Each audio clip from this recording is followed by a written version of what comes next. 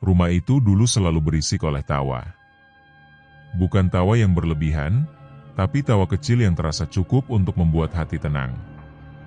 Suri masih ingat betul pagi-pagi ketika ibunya menyisir rambutnya di depan cermin kayu. "Diam ya, Ri," kata ibunya lembut. "Kalau rapi, kamu makin cantik." Suri tersenyum. Ibu selalu bilang begitu. Ayahnya biasanya muncul dari balik pintu sambil tertawa kecil. "Karena memang begitu," katanya. Anak ayah itu harta paling berharga. Keluarga mereka bukan keluarga biasa. Tanah luas, sawah berpetak-petak, rumah besar yang jarang sepi. Tapi ayah dan ibunya tak pernah mengajarkan Suri tentang sombong. Yang mereka ajarkan hanya satu, hidup harus bersih, hati jangan kotor. Namun, di sudut rumah itu, ada sepasang mata yang sering mengamati dalam diam. Pamannya. Setiap kali ayah Suri berbicara tentang hasil panen atau rencana memperluas tanah, paman hanya mengangguk. Tapi di balik senyum tipisnya, ada sesuatu yang dingin. "Abang memang selalu beruntung," kata pamannya suatu sore. "Bukan beruntung," jawab ayah Suri tenang. "Ini hasil kerja dan doa." Pamannya tersenyum lagi.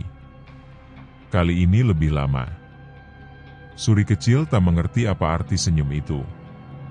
Ia hanya tahu, setiap kali pamannya datang, udara rumah terasa berbeda.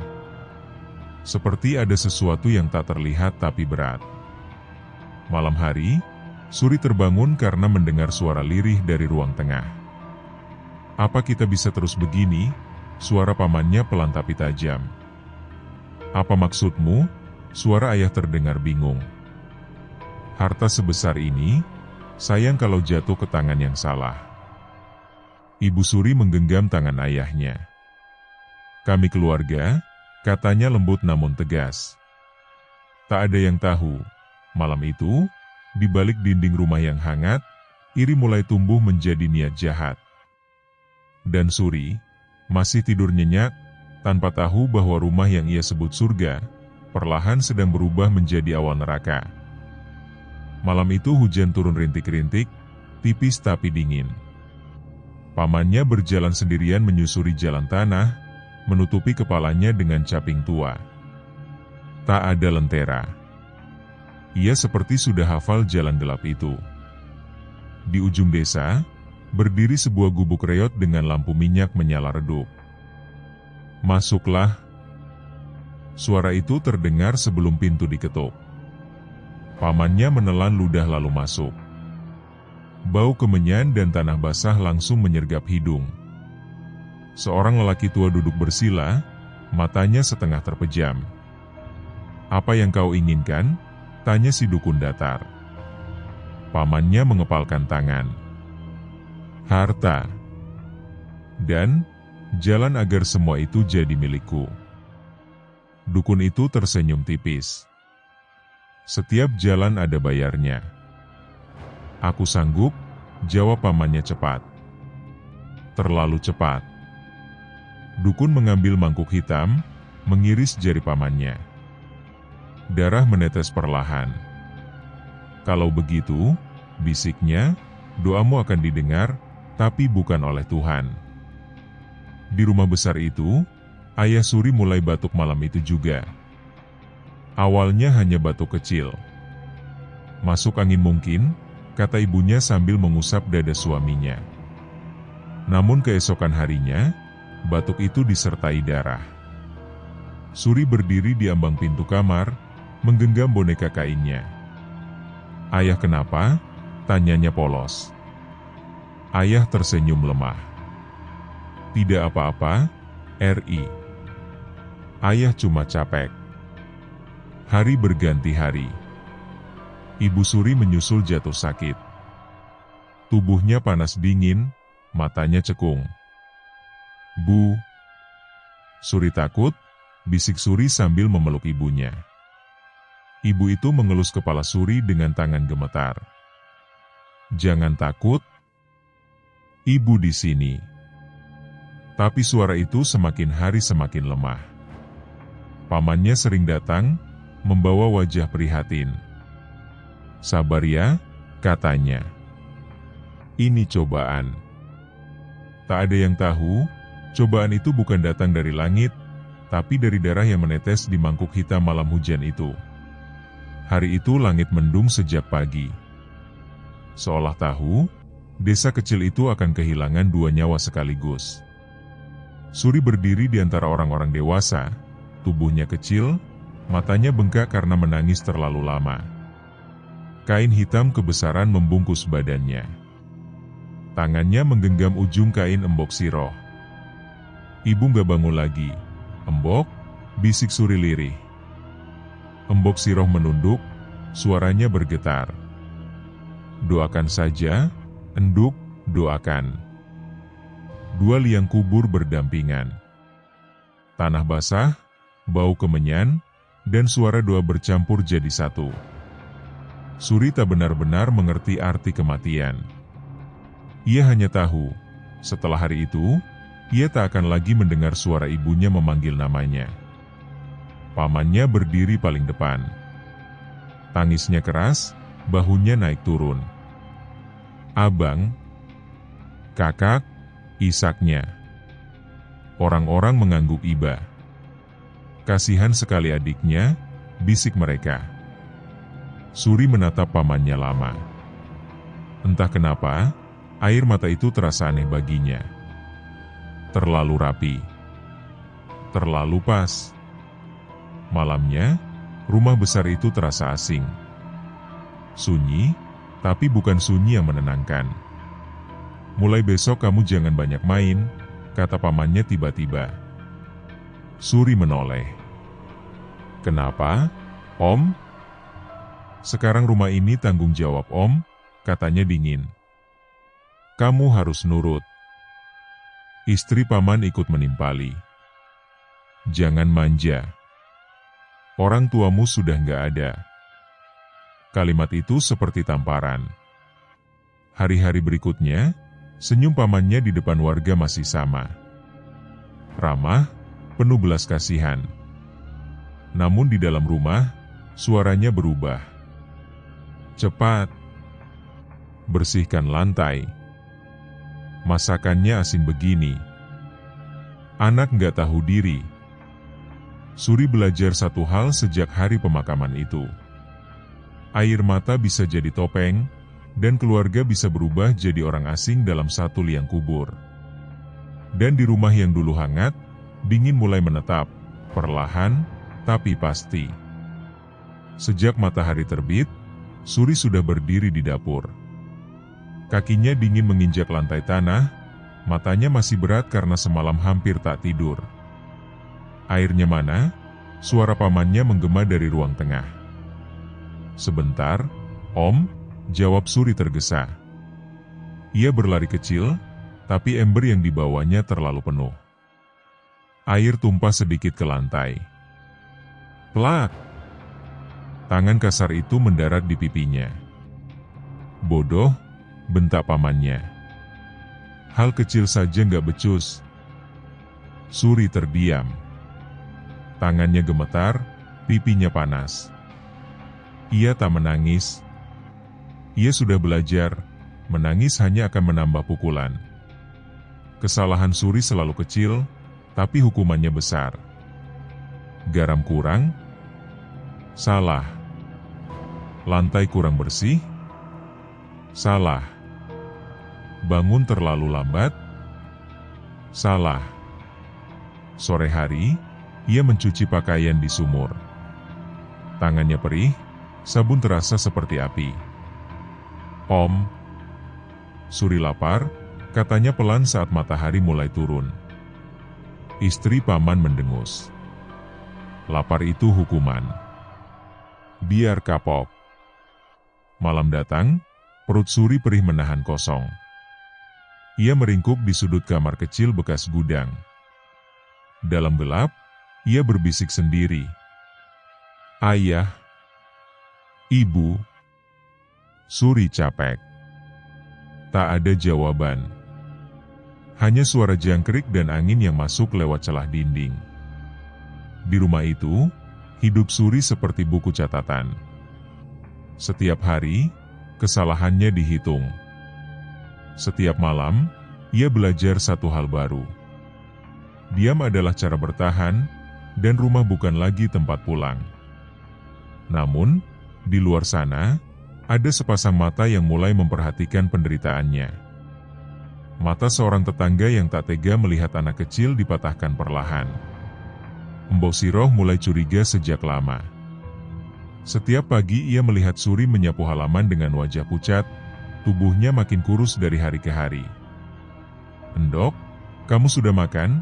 tanya Mbok Siroh suatu siang, pura-pura lewat sambil membawa bakul. Suri menunduk.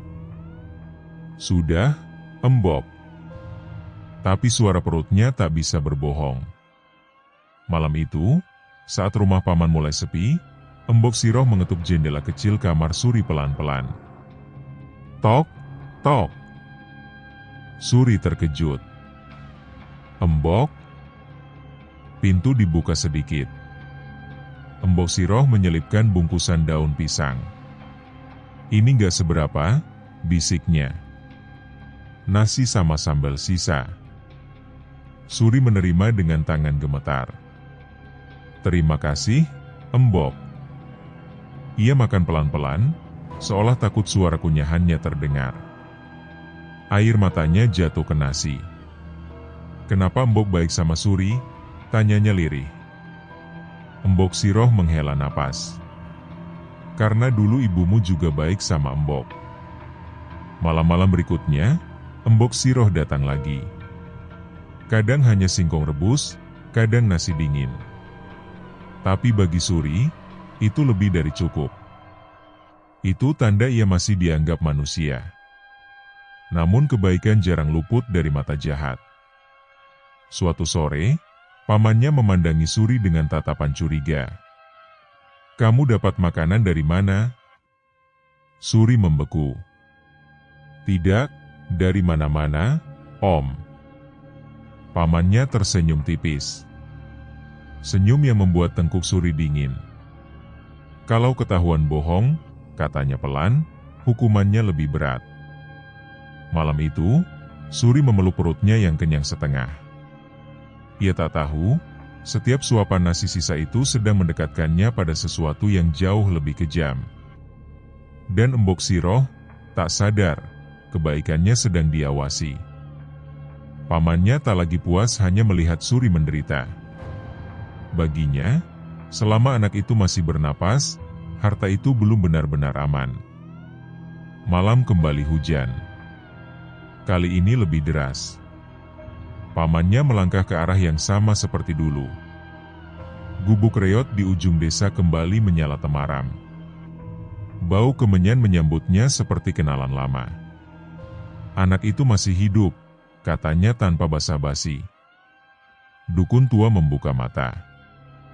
"Dia tak seharusnya kuat." "Aku ingin dia menyusul orang tuanya," suara pamannya dingin. "Tanpa ribut. Tanpa jejak." Dukun itu diam lama, lalu mengangguk. Kalau begitu, tubuhnya yang akan berbicara. Pagi berikutnya, Suri terbangun dengan rasa gatal di sekujur tubuh.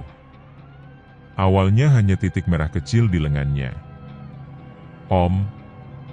Suri gatal, katanya pelan. "Kurang bersih kamu," bentak pamannya. "Salah sendiri." Hari berganti. Titik merah itu berubah jadi koreng. Basah. Berbau. Nanah merembes, menempel di bajunya. Orang-orang mulai menjauh. "Jangan dekat-dekat," bisik mereka. "Bau busuk."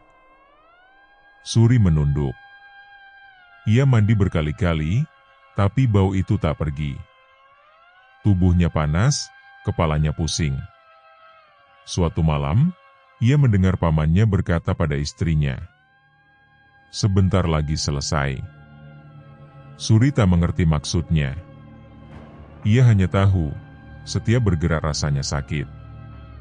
Kulitnya seperti terbakar dari dalam. Di sudut kamar, Suri meringkuk, memeluk lutut. "Ayah." "Ibu," bisiknya dengan napas berat. Kalau memang Suri harus pergi, jangan lama-lama. Di luar, hujan mengguyur tanah. Dan di dalam tubuh kecil itu, kutukan bekerja perlahan, tanpa suara, tanpa ampun. Bau itu akhirnya menjadi alasan. Pagi itu, pamannya berdiri di depan Suri dengan kain menutup hidung. Wajahnya jijik, matanya tajam. "Kamu bikin rumah ini kotor," katanya dingin. Orang-orang mulai ngomong. Suri berdiri terpaku. Tubuhnya penuh balutan kain lusuh untuk menutup koreng dan nanah. Suri nggak sengaja, "Om," suaranya hampir tak terdengar. "Cukup," bentak pamannya. "Kamu pergi dari sini. Sekarang." Istri paman melemparkan buntalan kecil ke lantai. "Bawa itu. Jangan balik lagi." Suri menatap buntalan itu. Isinya hanya sehelai baju lama. "Om, ini rumah ayah," katanya lirih, memberanikan diri. Plak! Tamparan itu lebih keras dari sebelumnya. Suri terjatuh.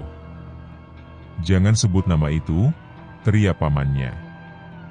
"Kamu gak punya apa-apa di sini." Tak ada yang membela. Tak ada yang menahan. Pintu ditutup keras.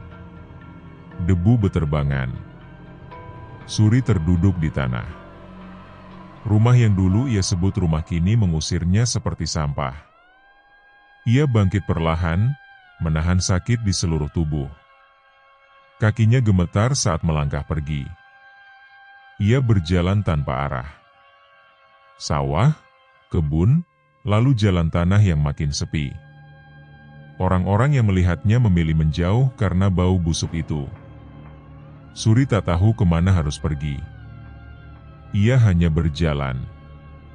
Langkahnya membawanya semakin jauh, hingga papan kayu tua dengan tulisan pudar berdiri di depannya. Hutan terlarang. Warga tak pernah berani masuk. Tapi bagi Suri, dunia manusia sudah menutup pintunya. Ia melangkah masuk. Dan tanpa ia sadari, ia sedang meninggalkan satu dunia, menuju dunia lain yang tak pernah ia kenal. Begitu Suri melangkah masuk, udara langsung berubah. Lebih dingin. Lebih berat. Pohon-pohon tinggi berdiri rapat, batangnya gelap dan basah. Cahaya matahari nyaris tak menembus. Tanah berlumpur menelan langkahnya perlahan. "Tidak apa-apa," bisik Suri pada dirinya sendiri. "Aku cuma lewat." Tapi hutan itu tak menjawab. Yang terdengar hanya desah angin dan suara ranting patah entah dari mana. Hari pertama, ia masih berjalan dengan sisa tenaga. Hari kedua, langkahnya mulai goyah. Perutnya perih, tenggorokannya kering. Koreng di tubuhnya terasa makin perih oleh udara lembab. Malam tiba terlalu cepat. Di antara gelap, Suri mendengar bisikan. "Pulang? Bukan tempatmu." Ia menutup telinga. "Jangan ganggu Suri," katanya gemetar.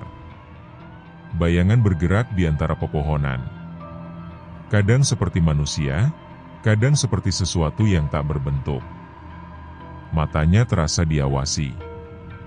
Hari ketiga, Suri sudah tak tahu arah. Hutan terasa berputar. Setiap langkah seolah membawa kembali ke tempat yang sama. Kakinya tersandung akar besar. Tubuhnya terjatuh. Ia merangkak, napasnya tersengal. Di depannya, tanah tiba-tiba hilang.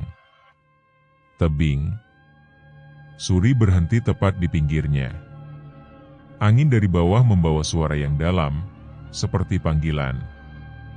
Tenaganya habis. Ia terduduk, lalu rebah.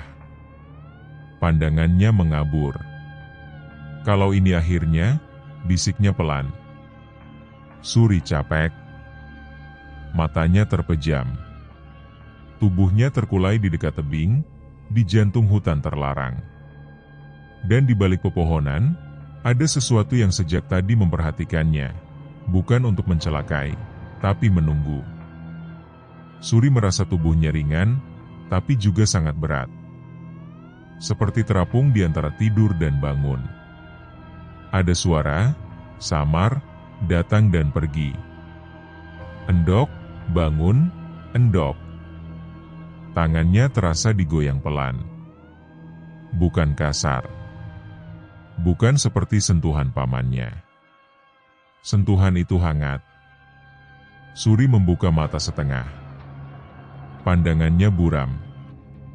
Di atasnya, ia melihat wajah seorang lelaki paruh baya. Janggutnya rapi, sorot matanya teduh. "Jangan tidur di sini," kata lelaki itu. "Bahaya." "Maaf," Suri berusaha bicara, tapi suaranya tak keluar. Ia ingin bertanya siapa lelaki itu, tapi lidahnya terasa berat. Kepalanya pusing, pandangannya kembali gelap. Sebelum benar-benar tak sadar, Suri sempat melihat sesuatu di belakang lelaki itu. Pepohonan, tapi seperti bergeser perlahan, seolah hutan itu bernapas.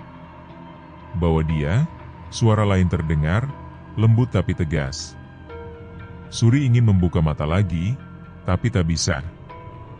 Tubuhnya diangkat. Ia merasa dibawa menjauh dari tebing, menjauh dari dingin. Dalam gelap, ia bermimpi. Tentang rumah kayu kecil dengan lampu hangat. Tentang suara perempuan yang menenangkan. Kasihan sekali. "Tenang, nak, sudah aman." Dan untuk pertama kalinya setelah sekian lama, Suri tak merasa sendirian. Kesadarannya benar-benar hilang. Namun di hutan terlarang itu, langkah-langkah tak meninggalkan jejak. Karena yang membawanya bukan lagi manusia biasa, melainkan penghuni alam yang jarang menolong manusia. Suri terbangun perlahan. Bukan oleh rasa sakit, tapi oleh keheningan yang aneh, hening yang menenangkan. Ia membuka mata. Langit-langit kayu terlihat rapi, bersih, tanpa celah. Bau obat-obatan dan kayu kering menggantikan bau busuk yang selama ini menempel di tubuhnya. "Ini, di mana?" gumamnya. Tubuhnya terasa ringan. Saat ia menoleh, ia terkejut. Kulitnya bersih. Koreng dan nanah yang kemarin masih menyiksa, kini tertutup perban halus. Pakaiannya berganti kain bersih dan hangat. Pintu kayu terbuka pelan. Seorang perempuan parubaya masuk sambil membawa mangkuk. "Oh, sudah bangun?" katanya tersenyum. "Jangan banyak bergerak dulu." Di belakangnya berdiri lelaki yang wajahnya pernah Suri lihat sebelum pingsan. Sorot matanya sama, tenang. "Kami menemukanmu di dekat tebing," kata lelaki itu. "Kau hampir jatuh." Suri berusaha duduk. "Maaf, merepotkan." "Tidak," jawab perempuan itu cepat. "Justru kami bersyukur sempat menolong." Seorang gadis muda muncul dari balik pintu lain. Wajahnya cantik, matanya bening, senyumnya lembut. "Minum dulu," katanya sambil menyodorkan air. Pelan-pelan, Suri meminum air itu. Hangat. Menenangkan. Air matanya tiba-tiba jatuh. "Kenapa?" tanya perempuan itu lembut. Suri menunduk. Sudah lama, tidak ada yang bicara baik pada Suri. Ruangan itu hening sesaat. Perempuan itu mendekat, mengusap punggung Suri. "Kalau begitu, istirahatlah. Selama di sini, kamu aman." Suri menutup mata kembali. Di rumah kayu yang tak pernah ia bayangkan ada di tengah hutan itu, ia merasa sesuatu yang lama hilang kembali hadir. Rasa aman. Dan ia belum tahu, rumah kayu ini bukan sekadar tempat singgah, melainkan pintu menuju dunia yang berbeda sepenuhnya. Pagi datang tanpa suara ayam. Cahaya masuk lembut melalui celah jendela, tak silau, seolah tahu mata Suri masih lemah. Perempuan parubaya itu duduk di tepi ranjang. "Namaku Inang," katanya pelan. "Yang kemarin itu suamiku, Paman Gatra. Dan gadis itu, Ranti." Suri mengangguk pelan. "Suri, nama saya Suri." Inang tahu, jawabnya sambil tersenyum samar. "Namamu disebut semalam." Suri ingin bertanya siapa yang menyebut, tapi pintu kembali terbuka. Seorang lelaki tua masuk. Rambutnya putih, wajahnya keriput, matanya tajam tapi hangat. "Ini tabib kami," kata Paman Gatra. Tabib itu memeriksa tubuh Suri tanpa menyentuh langsung. Tangannya melayang di atas kulit Suri, bibirnya berkomat kamit. "Ini bukan penyakit biasa," katanya akhirnya. "Ini kiriman." Suri menggigit bibir. "Jadi, Suri tidak kotor?" Tabib tersenyum tipis. "Tidak, Nak. Yang kotor itu niat orangnya." Suri dibawa ke ruangan lain. Asap tipis dari ramuan memenuhi udara. Tabib mengoleskan cairan hangat ke perban. Tak ada rasa sakit.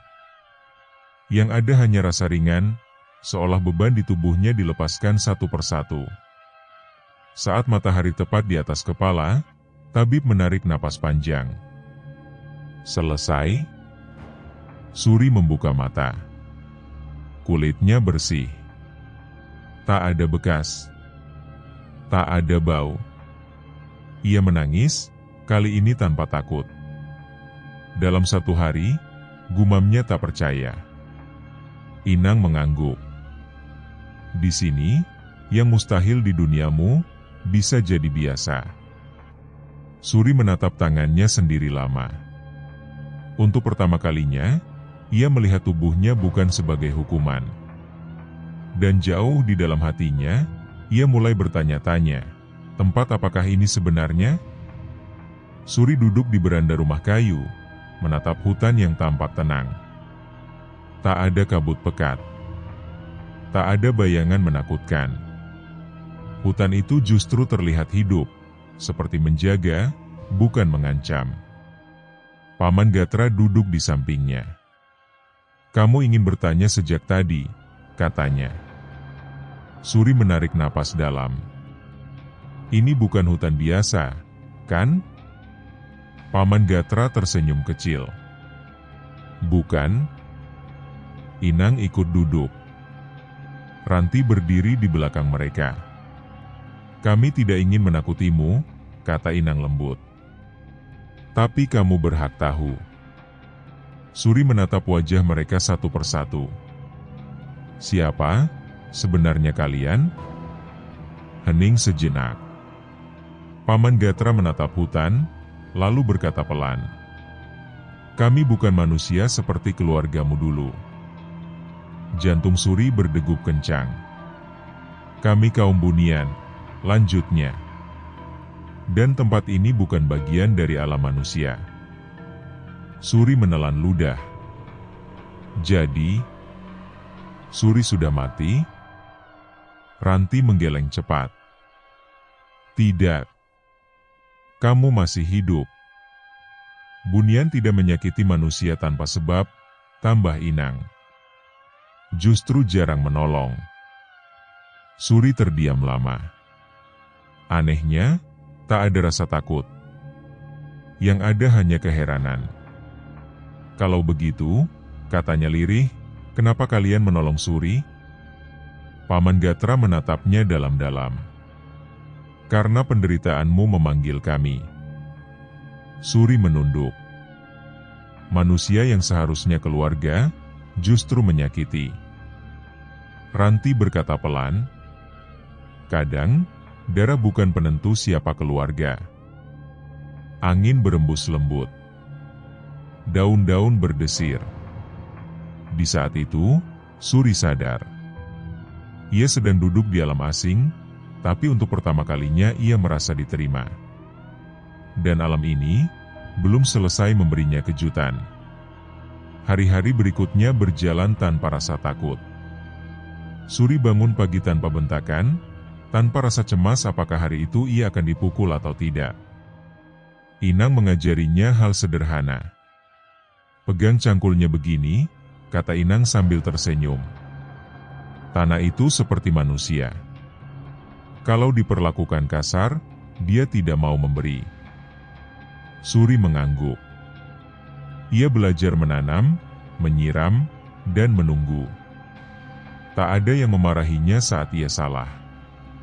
"Pelan-pelan saja," kata Paman Gatra. Semua orang belajar. Malam hari, mereka makan bersama.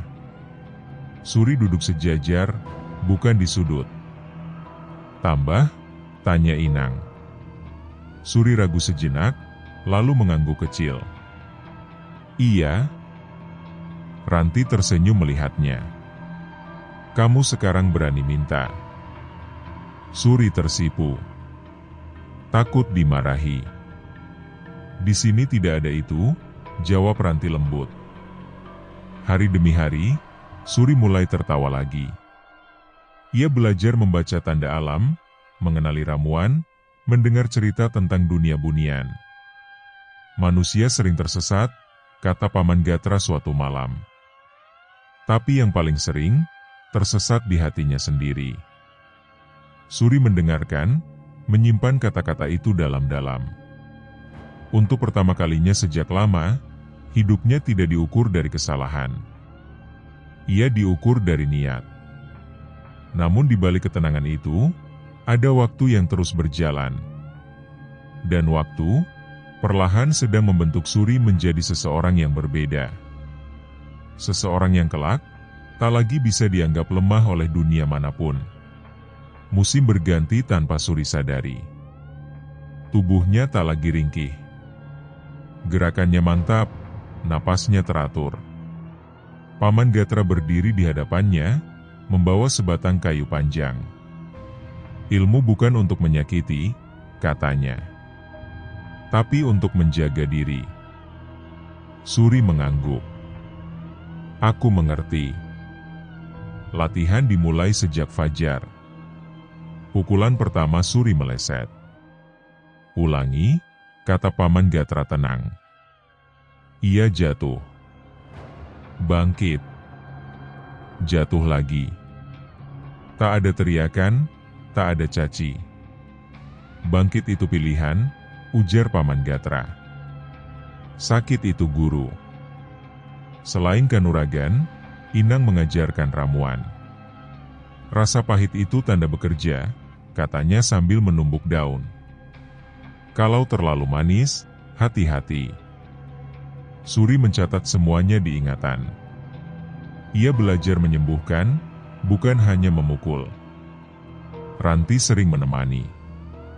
Kadang duduk diam, kadang bertanya. "Kamu tidak dendam?" tanya Ranti suatu sore. Suri terdiam. "Dendam itu berat," jawabnya pelan.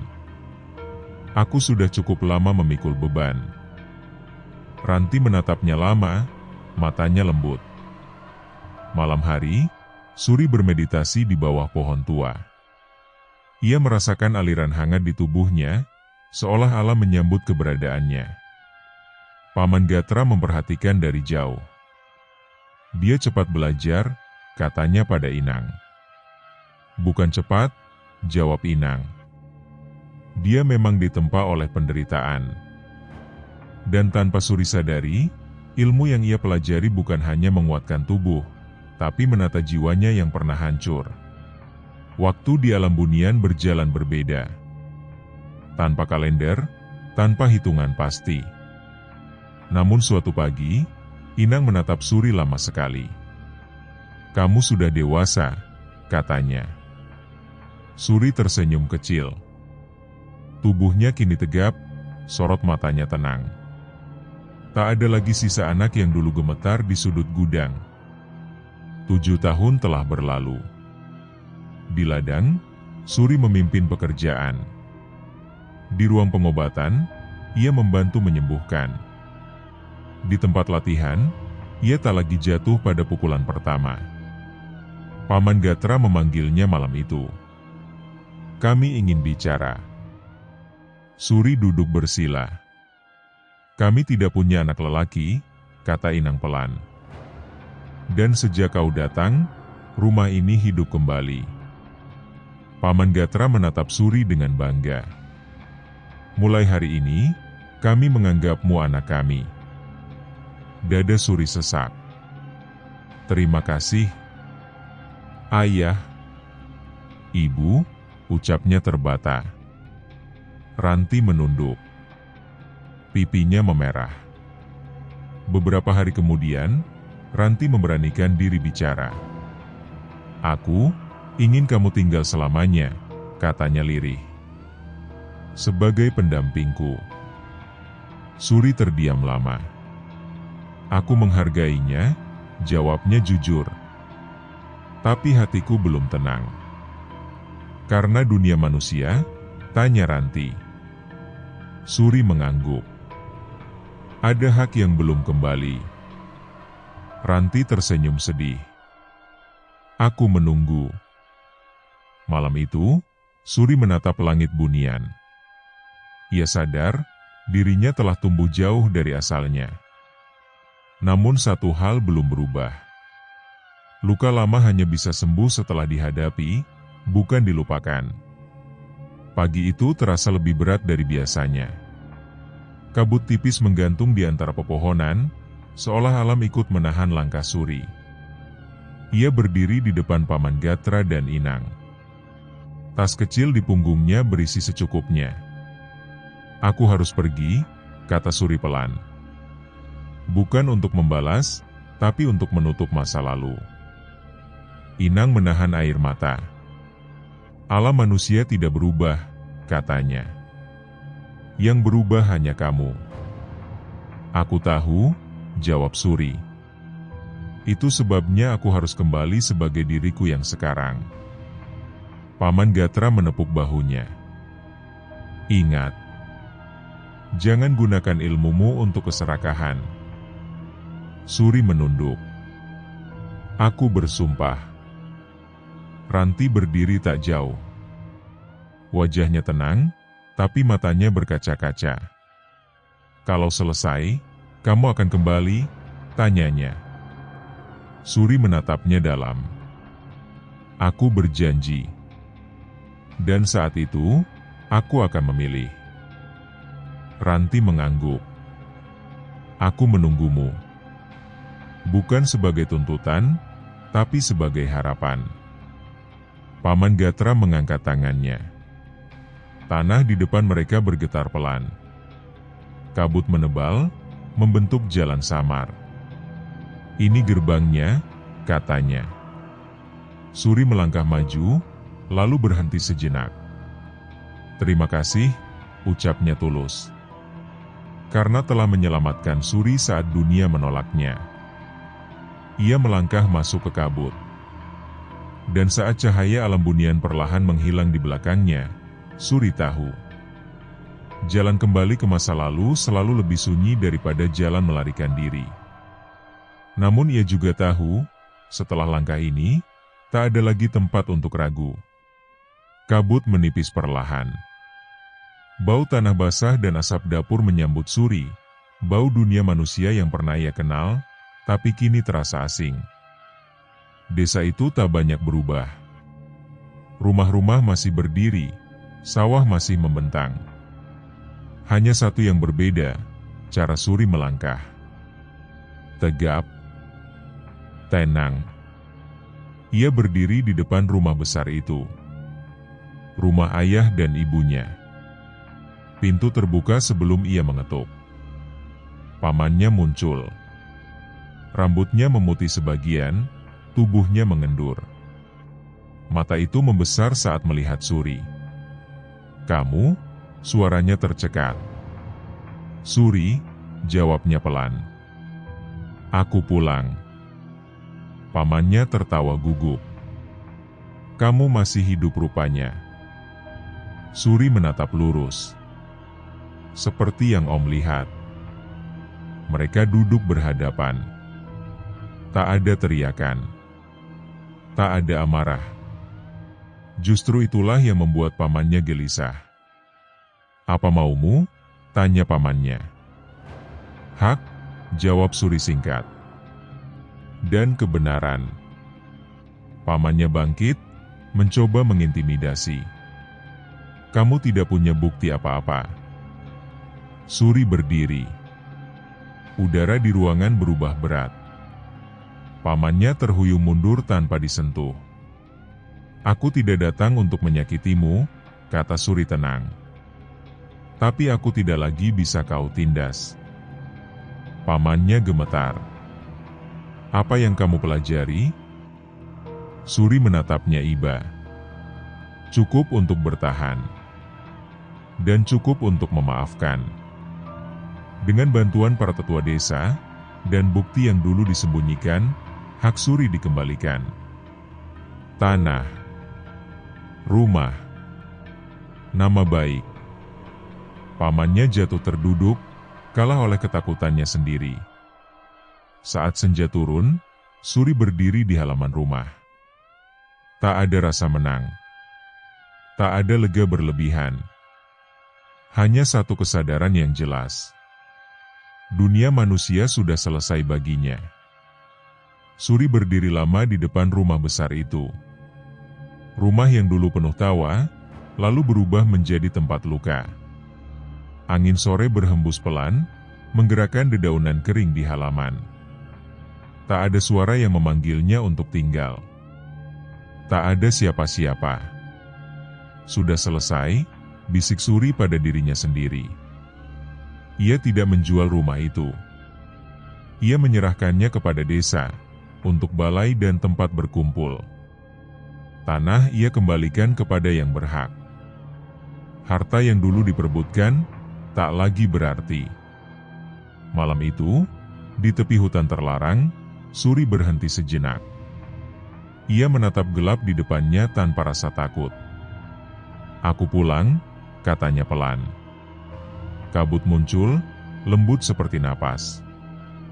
Jalan itu terbuka kembali. Di alam bunian, Paman Gatra dan Inang menunggu. Ranti berdiri paling depan. "Kamu menepati janji," kata Paman Gatra. Suri tersenyum. "Aku memilih." Ranti menatapnya, menahan harap. "Dan pilihanmu?" Suri menggenggam tangannya. "Disinilah aku menemukan arti pulang." Inang menangis bahagia. "Berarti kami tidak salah menolongmu." Langit bunian bersinar lembut. Tak ada sorak, tak ada perayaan besar. Hanya kehangatan. Malam itu, Suri duduk di beranda rumah kayu. Bintang-bintang terasa dekat. Ia sadar, hidup bukan tentang dari mana kita berasal, tapi di mana kita diperlakukan sebagai manusia. Dan di alam yang pernah dianggap gaib oleh manusia, Suri akhirnya hidup sebagai dirinya yang utuh.